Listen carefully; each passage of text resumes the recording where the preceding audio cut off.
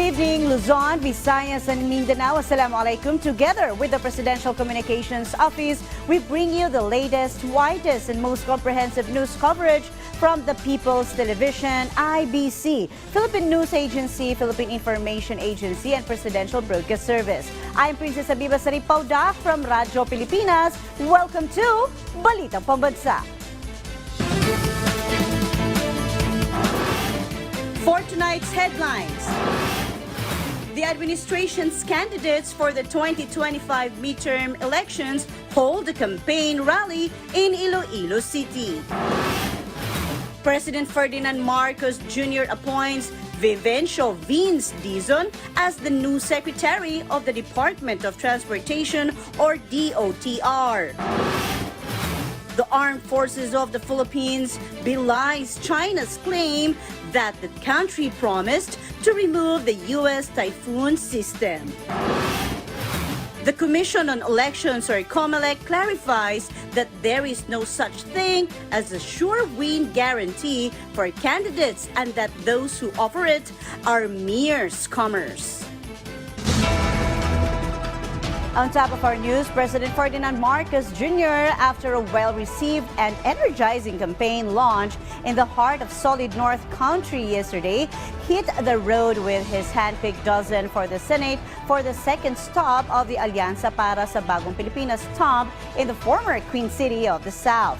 But before he and his dependable dozen took to the stage, the president first paid a visit to a job skills matching event his office set up and sponsored to help graduates of government's For Peace program find sustainable livelihood or employment. As we hear more details from our Mela Lesmoras in her report live.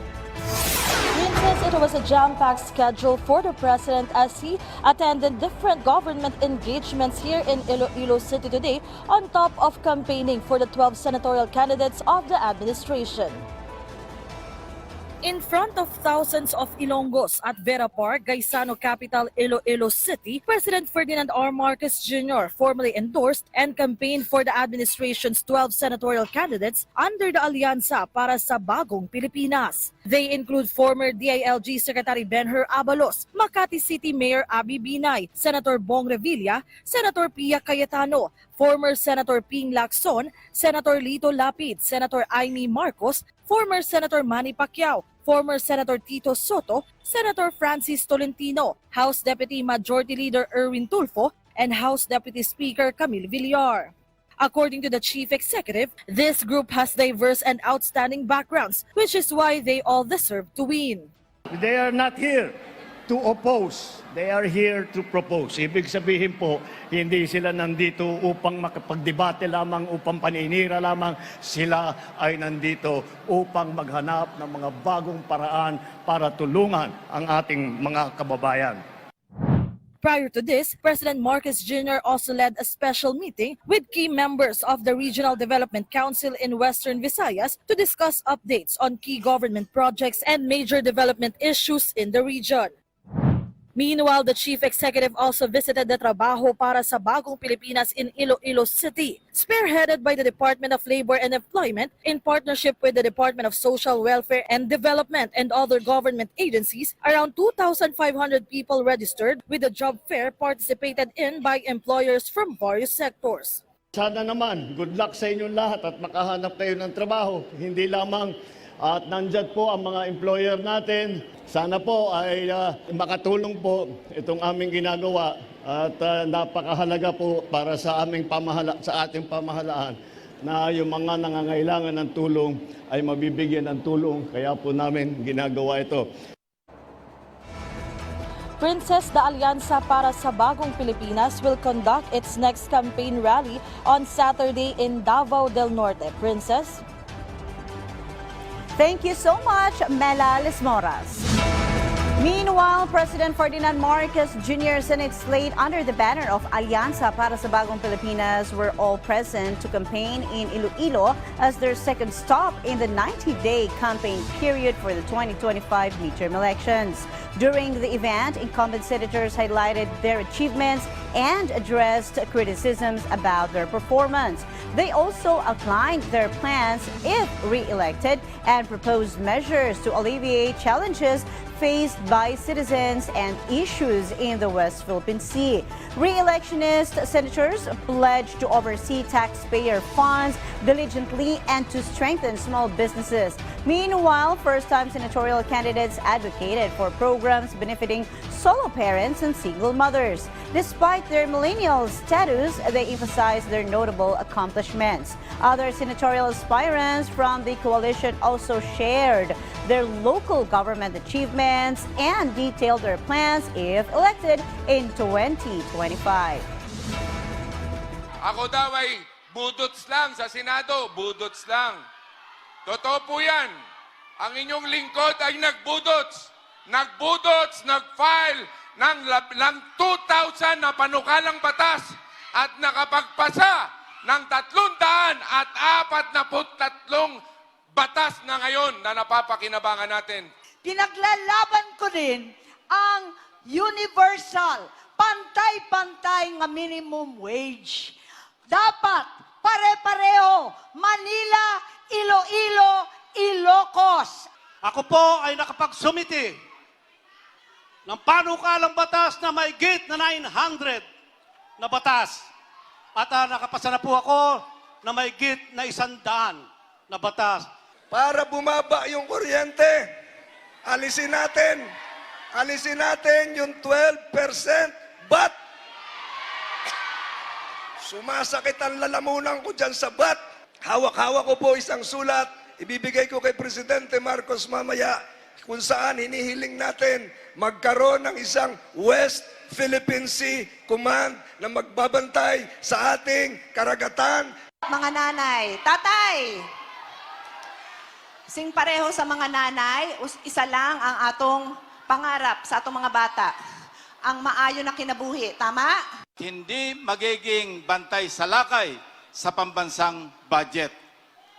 Ang aking track record ang siya magpapatunay na ako ay laging lumalaban, lalo na sa pagbabantay at paggamit ng maayos sa ating pambansang budget.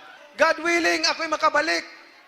Ako'y makabalik sa Senado. Sisiguraduhin ko na magkaroon ng funding, budget, itong dinatawag nating sustainable livelihood program para sa mga Pilipino nang sa gayon, mapalakas natin ang small, medium enterprises.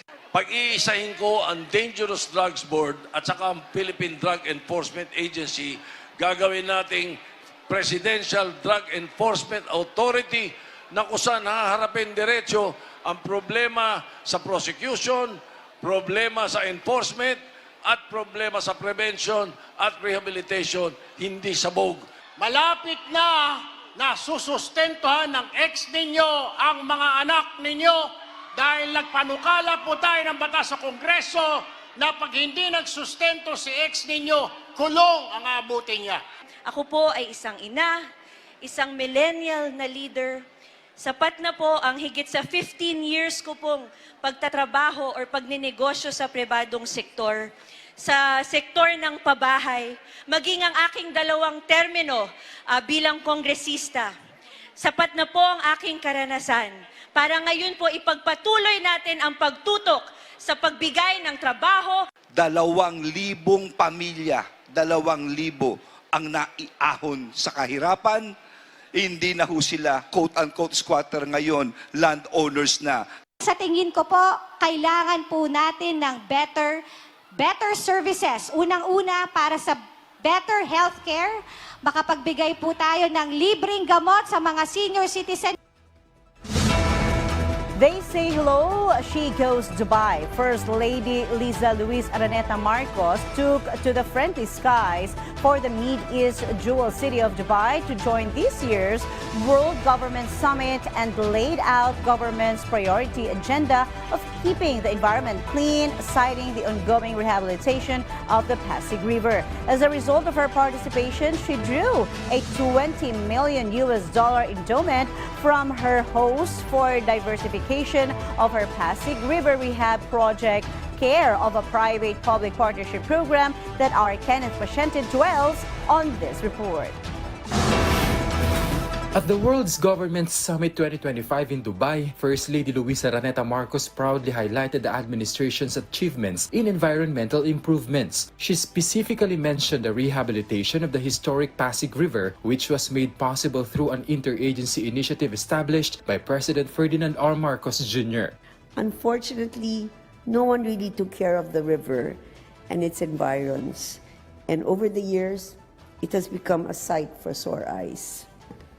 It was polluted, dirty, stinky, and every other adjective you could think of. The First Lady also witnessed the signing of several agreements between the Department of Environment and Natural Resources and the Clean Rivers Organization. During the event, the UAE donated $20 million to support the continuation of the Pasig River Bigyang Buhay Muli project. And now, thanks to the assistance provided by the UAE, especially Clean Rivers, which is an Earth Zayed initiative. Thank you very much again. We just signed the MOU earlier. We will be able to clean our river and hopefully make it a showcase, much like the Chao Phraya River in Bangkok or the Seine in Paris. The First Lady emphasized anew the importance of public-private partnerships in making such initiatives a reality. These are but 3 examples of how genuine cooperation between government and the private sector can help achieve change that is sustainable, meaningful, and inclusive. As I've always said, government cannot do it alone. We need to work closely with the private sector if we are going to make a meaningful change. The First Lady also highlighted the Lab for All program, which aims to provide medical services to Filipinos, especially in remote areas. From PTV Manila, Kenneth Pasyente, Balitang Pambansa. The Armed Forces of the Philippines, or AFP, stands firm on its claim it made no promises to remove the U.S. Typhoon missile system from the country. This response comes amid objections from China regarding the presence of the missile system in the country. PTV's Patrick De Jesus tells us more. The Armed Forces of the Philippines asserts that no promise was made to remove the mid-range capability or the Typhoon missile system of the United States from the country. This was the AFP's response to China's renewed remarks on the presence of the Typhoon missile system. China also stated that they will not stand idly on anything that poses a threat to their security. The president had previously challenged China to stop its harassment of Philippine ships in the West Philippine Sea in exchange for returning the Typhoon missile system to the U.S. The equipment has been in the Philippines since April of last year. According to the AFP, training with the Typhoon will continue, especially since it is among the hardware they plan to acquire. Presence nitong Typhoon missiles is for us to rehearse how to use it, how to deploy it, Pag tinitingnan natin yung logistical trains, paano yung probability of transfers from one location to the other. As long as we are using it for these training purposes and the commitment to use this for our exercises, nandiyan siya. Meanwhile, enhanced interoperability was showcased during the 7th Multilateral Maritime Cooperative Activity between the Philippines, the United States, and Canada on Wednesday. It was conducted in the Northern Luzon Command Joint Operational Area within the West Philippine Sea. The AFP deployed BRP Andres Bonifacio and a C-90 aircraft, while Canada sent HMCS Ottawa. The U.S. participated in the pre-sale and monitoring of the activity. Various exercises were conducted during the MMCA, including an anti-submarine training target drill. Despite monitoring 3 PLA Navy ships, 1 oceanographic surveillance ship, and a military helicopter, these did not disrupt the exercises. The AFP aims to have more countries participate in future multilateral maritime cooperative activities. We are looking forward to having more of this with other countries such as Italy, United Kingdom, and France.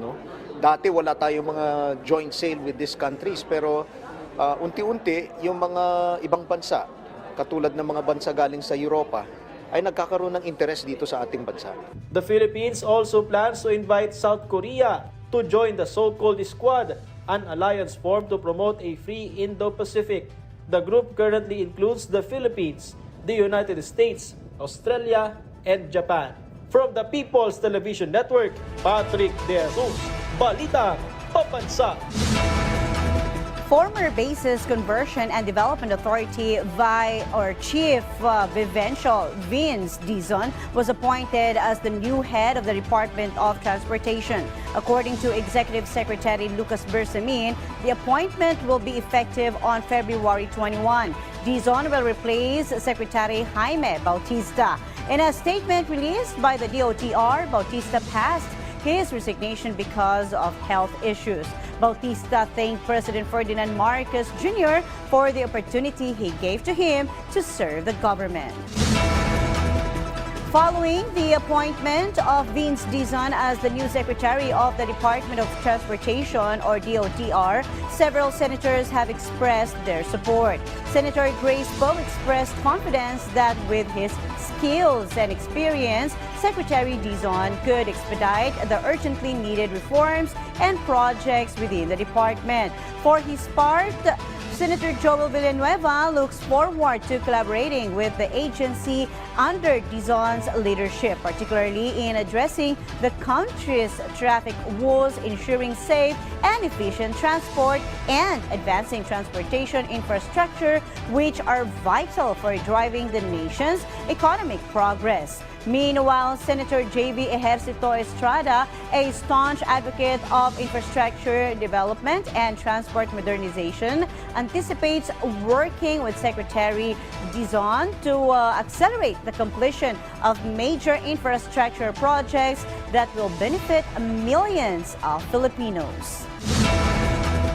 Department of Foreign Affairs Secretary Enrique Manalo is expected to meet U.S. Secretary of State Marco Rubio to discuss cooperation between the Philippines and United States. In relation, Manalo confirmed he will attend the Munich Security Conference in Germany tomorrow until February 16.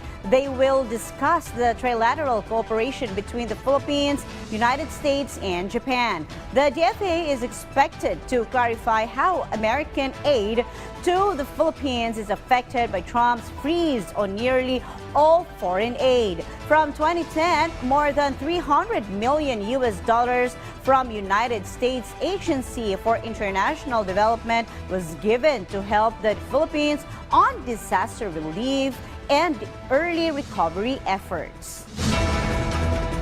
On the other hand, the Commission on Elections on Wednesday cleared out all allegations targeting candidates, which guarantees their victory in the 2025 midterm elections through ballots that have already been secretly shaded. PTV's Luisa Erispe tells us more. The Commission on Elections clarified all allegations of supposed tricks and deceptions in the upcoming elections, most especially the newest scheme being offered by a certain group to some candidates in exchange for a sure win this elections, the alleged invisible shades or pre-shaded ballots. According to COMELEC Chairman George Erwin Garcia, this is definitely not true and impossible because each ballot goes through a thorough machine and manual verification. Pinagbababula lang po kayo doon sa mga invincible markings na tinatawag. Nung sumuko na sila sa makina, na alam nilang hindi kaya talaga namang gawa ng paraan, dito naman sila sa papel at sinasabi may secret markings po sila. Paano nila gagawin yung samantalang sobrang guarded ang ating printing of ballots? In the verification process at the Amorado Sports Complex in Quezon City, COMELEC showed the public that with even a scratch in the ballot, smudge, or unnecessary marks, the ballot will be declared defective and should be reprinted. And when going through a machine verification, the secret markings for security embedded by the National Printing Office and the COMELEC at the ballots should be readable, or else it will also be rejected by the machines. This thorough process simply indicates an invisible shade is impossible during the printing. And for those saying that the machines already contains votes before the voting even starts on May 12, the poll body assured that the flash drives of the machines will be re-zeroed during the final testing and sealing. Pagdating sa araw ng eleksyon, pagbukas, may botong na andon. At kina-question ng mga watcher, bakit may boto na yan? Samantalang dapat zero. Yun ang kadahilanan. Dapat na-zero siya ng mga guro sa final testing and sealing. Meanwhile, the COMELEC is fast-tracking the process of verifying each ballot. The COMELEC hired more than 200 job order individuals as an additional manpower for the verification process. This will allow the Commission to increase the verification from 600,000 to 1 million ballots a day. As of now, COMELEC has verified around 3 to 4 million ballots from the 27 million printed by the Commission. Hindi ganun kadami ang rejected ballots. At ang kalimitang rejected na nakita natin, machine-rejected na ballots. Hindi at walang na masyadong nakikita doon sa manual verification. Kung meron man yung smudge na linya na parang black na pagka tinignan nyo, parang hindi naman kita. COMELEC assured that even though Senatorial candidate Willie Ong announced his withdrawal, this will not affect the printing process. COMELEC will only consider the acquired votes of Ong as stray votes. As of now, COMELEC has yet to receive the withdrawal statement of Ong, but if he sent this via a representative, COMELEC will be willing to accept it due to his medical condition. From People's Television Network, Luisa Erispe for Balitang Pambansa. Over 100,000 jobs were generated by the continuous growth of businesses under the management of the Subic Bay Metropolitan Authority. According to SBMA Chair and Administrator Eduardo Alino, 2,000 investors showed interest to invest in Zambales last year, where 164,000 people got employed. Sinabi sa akin ng Pangulo kung gaano ka-importante ang SBMA at ang Subic itself. No? Sabi niya, sa dami ng namumuhunan, mga stakeholders dyan at empleyado, asikasuhin mo at alagaan sila. Sa pinagbili niya sa akin na kung anong kailangan, na mapadali ang paghahanap buhay sa loob ng Subic o ng pagre-regulate ng ahensya ng SBMA, gawin mo. Of course, will be according to the law.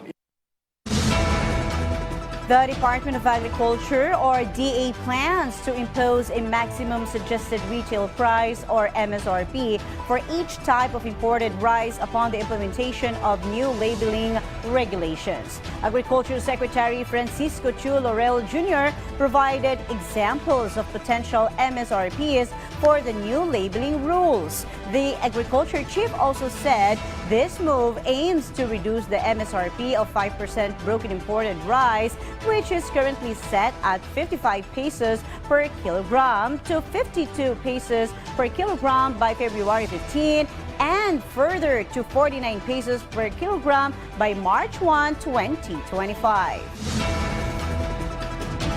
The Department of Public Works and Highways, or the DPWH, has finished the construction of a 214-meter flood barrier along Talavera River in Nueva Ecija. Rick Kiambao of Philippine Information Agency Central Luzon has more. The Department of Public Works and Highways, or DPWH, has completed a 214 lineal meter flood mitigation structure along the Talavera River in San Jose City, Nueva Ecija. The agency constructed the 47.8 million structure in Barangay Palestina using funds from the 2024 national budget. DPWH Nueva Ecija 1st District Engineer Osias Santos said the structure, which connects to existing river walls, enhances the safety of local residents from river overflow while also protecting nearby agricultural lands from flood-related damage. The project is part of a series of flood control structures along the Talavera River that strengthen flood defenses in the area, ensuring long-term sustainability and supporting the livelihood of local farmers. From the Philippine Information Agency Central Luzon, Rick Kiambao for Balitang Pambansa. Squash Farmers Cooperative in Cuyapo, Nueva Ecija is benefiting from a new processing center. Camille Nagaño of Philippine Information Agency Central Luzon has the full report. The Department of Agrarian Reform, or DOTr, has awarded a new processing center to agrarian reform beneficiaries in Cuyapo, Nueva Ecija. The Enhanced Squash Processing Center is a project under the agency's village-level farm-focused enterprise development in collaboration with the local government. According to DOTr Nueva Ecija Agrarian Reform Program Officer 1 Christian Villatema, the facility will help improve the quality and processing of products made by members of the Orient Agriculture Cooperative and other farmers to prevent squash plants from rotting and losing money. Since yung program na ito ay nakapokus dun sa pag-enhance ng processing center natin, lahat ng mga produkto na pwedeng makater out of kalabasa pwedeng magawa. Apart from the DOTr, the DTI, DOST, and DOLE support the said project, particularly in providing capacity development training that will help expand the market and innovate their products such as squash noodles and squash sticks. From the Philippine Information Agency Central Luzon, Camille C. Naganyo for Balitang Pambansa. The Philippine Institute of Volcanology and Seismology, or PHIVOLCS, underscores the importance of using local languages in the production of information materials for the DANAS project. Lizelle Marie Ejeda of Philippine Information Agency Iloilo has the details. The use of local languages in the production of information materials was underscored in the DANAS project of the DOST PHIVOLCS, consisting of source books and video compilations. The DANAS project was meant to harness the locals' first-hand knowledge of past disaster events using in-depth interviews documented in local languages. Project DANAS stands for Earthquake, Tsunami, and Volcano Disaster Narratives for an Experiential, Knowledge-Based Science Communication.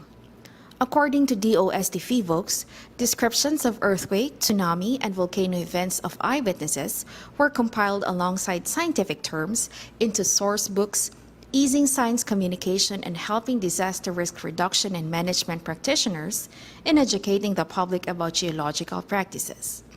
The source books were translated in Ilocano, Kapampangan, Tagalog, Bicol, Hiligaynon, and Cebuano local languages. So we encourage all of you to actively use the materials that we developed, as they were designed to be tools that can be used to significantly enhance our effort for resilience and understanding of the various hazards. The production of the materials has likewise tapped the expertise of the academe, such as the University of the Philippines Visayas and Don Mariano Marcos Memorial State University. UPV Chancellor Dr. Clement Camposano meanwhile emphasized the importance of utilizing local languages in disseminating scientific information critical to communities and encouraging involvement in disaster preparedness. Camposano also acknowledged the members of the local press in helping communicate to the public such that the messages conveyed are better understood. From the Philippine Information Agency Iloilo, Lizelle Marie Ejeda for Balitang Pambansa.